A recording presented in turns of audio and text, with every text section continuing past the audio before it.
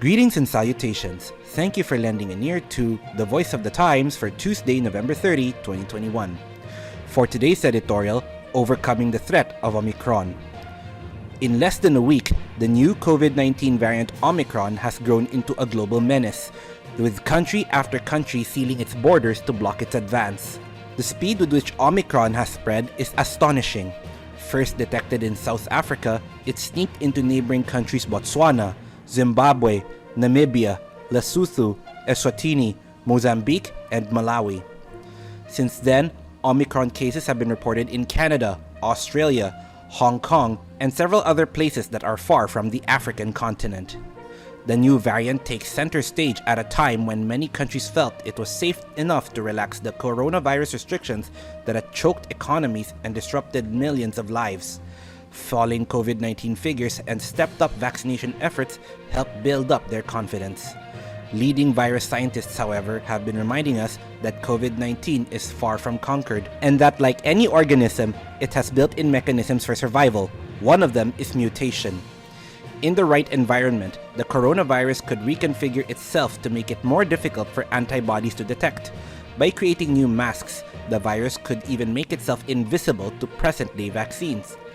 Experts believe that South Africa, which has a very low rate of vaccination, provided the perfect setting for COVID-19 to shapeshift into Omicron. South Africa wasted no time announcing the discovery of the new variant. Instead of being praised, its government feels it is being punished for its transparency.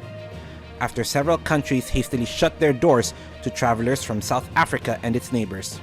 South African President Cyril Ramaphosa denounced the bans as unjustified and unfairly discriminate against our country and our Southern African sister countries.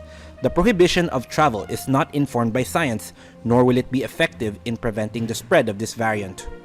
He warned that the only thing the prohibition on travel will do is to further damage the economies of the affected countries and undermine their ability to respond to and recover from the pandemic. The World Health Organization agreed that travel bans were a knee-jerk reaction and was not science-based. The agency said it needs time to know more about the variant and recommend ways to handle it.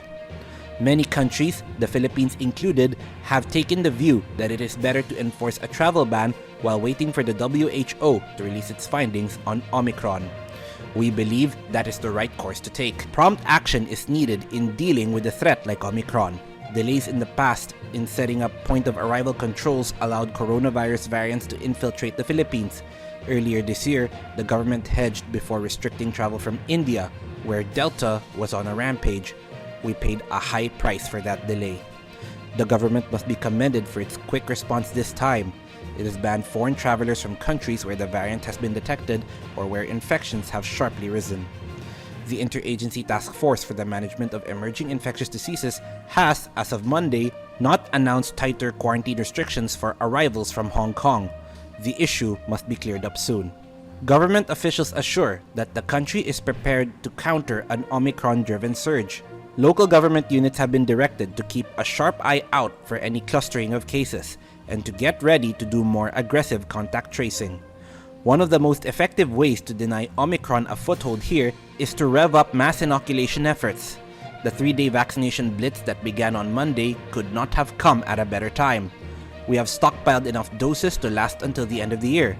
We only need to see to it that the doses are delivered and administered. There is also a proposal to make the wearing of face shields mandatory again, as added protection against Omicron, which is said to be much more contagious than Delta. Quarantine alert levels may have to be readjusted.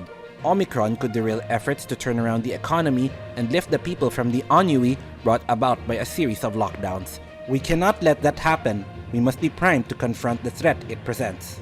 And that's the editorial for Tuesday, November 30, 2021.